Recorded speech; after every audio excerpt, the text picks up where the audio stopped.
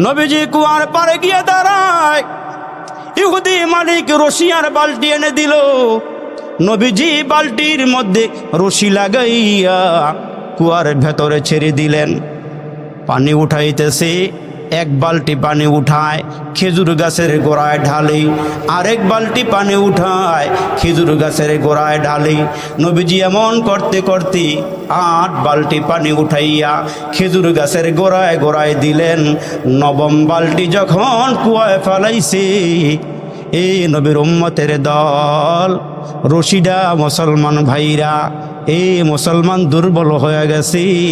দুর্বল হওয়ার কারণে রশিটা মাঝখান দিয়া ছিঁড়ে রশি অর্ধেকটা ওই বালতির সাথে কুয়ার ভেতরে চলে গেছে।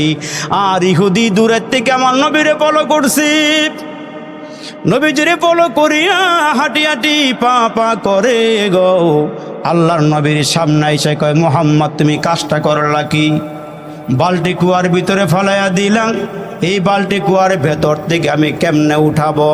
এই কথা বলিয়া দেরি করে নাই, মুহাম্মাদের পবিত্র গালের মধ্যে একটা থাপ্পড় বসাইয়া দিয়েছি। জোরে কোন নাউজুবিল্লাহ।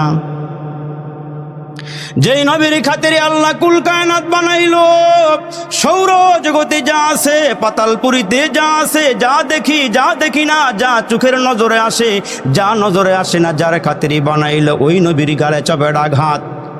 আমার নবী চপেট আঘাত খাইয়া বলে, চাচা বুঝতে পারি নাই, আমার কোনো এখানে হাত নেই, আপনার রশিটা দুর্বল হওয়ার কারণে ছিঁড়ে বালতি জমিনে পড়ে গেছি। ও চাচা আমার ভুল হয়ে গেছি, আমারে মাফ করে দেন।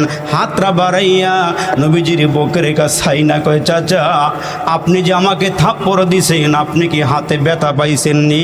ব্যথা পাইলে আমার আল্লাহর হস্তে ক্ষমা করে দেন। আর চাচা মন খারাপ করিয়েন না, আমি যাওয়ার আগে গো আপনার বালতিটা কুয়ার ভিতর থেকে উঠাইয়া দিয়েই যাব। চিন্তার কোনো কারণ নাই, বালতি উঠাইয়া দিয়ে যাব।